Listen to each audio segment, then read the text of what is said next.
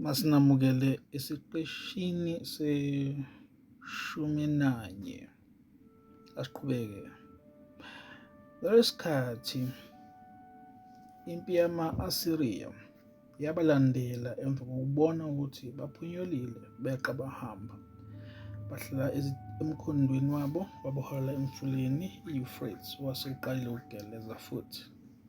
Babona umzila wabakwa-Israyeli ungena emfuleni, kepha behluleka ukubona ukuthi bawele ngakuphi ukuya ngaphesheya kwawo lo mfula. Jehova wabahola ngendlela efanayo nangenkathi okhokho babo bephuma eGibhithe eminyakeni ezinkulungwane eyedlule. Omunye-ke umcwaningi u-Emanuel Veličković encwadini yakhe ethi World in Collision ukholwa ngokuthi ukuphumula kwa-Israyeli kuma-Asiriya kwenzeka ngo-23 March 6887 BC, of which, to me, this is too soon when considering that bathunjwa ngabo-721 BC base bephunyuka ngo-687 BC, ukusho ukuthi bahlala only 30 years e-Asiriya, and kuleyo period ngeke uthi isizwe sashabalala kwagcinwa sekungaziwa lutho ngaso. But nokho masiqhubeke.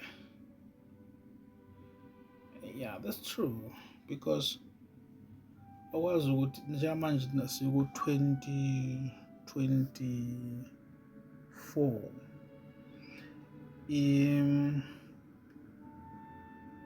idemocracy sayithola ngo-1994. Ngeke kusho ukuthi ngo-1994 sakhumbula kwenzakalani abantu ama-election okuqala kwenzakalani, so you can't say that. So that's why ngithi it's impossible ukuthi by 30 years sizwe sakwa-Israel sesishabalele singasaziwa ukuthi kwenzakalani ngaso. No, I think this is maybe the historians, as they're trying to find gaps and put years, they're making some mistakes a bit, because mhlawumbe ongcono khona kuthiwa ngokubusa kwenkosi ethile, because in that incident awusho umnyaka, you can't even estimate the year. Okay, fine, asiqhubeke nokho. It was just my speculation, yeah, right. Usho ukuthi-ke okay, lokhu kuchaza ukuthi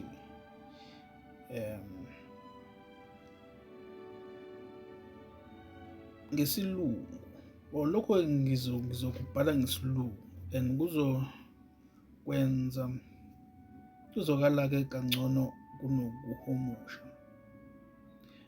Okay, asifunde ezibe ebhalile uVeličković. I think Veličković, I think umbhalo wakhe was Russian, watranslated into English, but now let us read it in English as it's written there.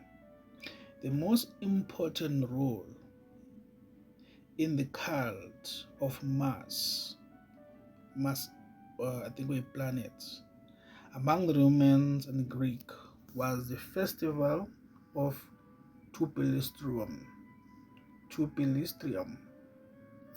which is held on this day, that is 23 March, yes.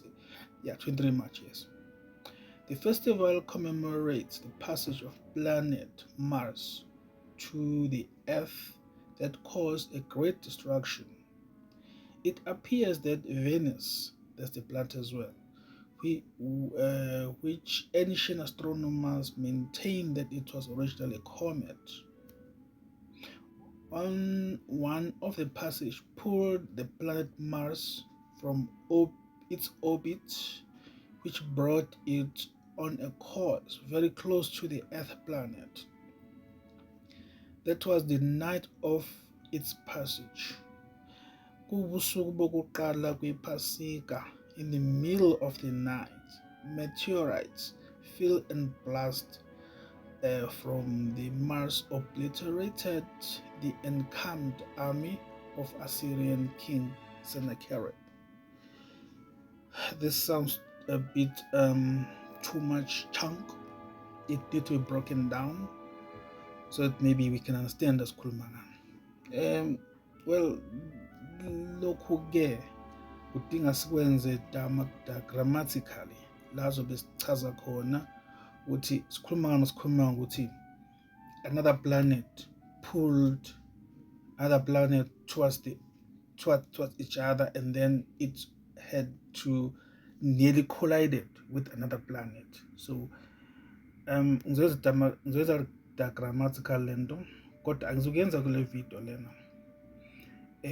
Noma mhlawumbe efanele ngime khona la singafiki ku-10 minutes ukuze sichaze ukuthi yini le yenzakala, ukuze kuthi noma sesiqhubeka siya kwenye i-clip kodwa kwenye episode kwasazi ukuthi bekuthiwani. Well, lena-ke kuzoba i-video, ngeke kusaba i-voice clip, because no video I need to explain, although ngizobe I'm not expecting this, but like khona abantu abazikhuluma kwi-video no YouTube bekhombisa ba-insert ama-clips or another video clips to show what's happening, but mina ngizobe nje ngikhombisa ngomunwe wami ukuthi yini engikhuluma ngayo nani.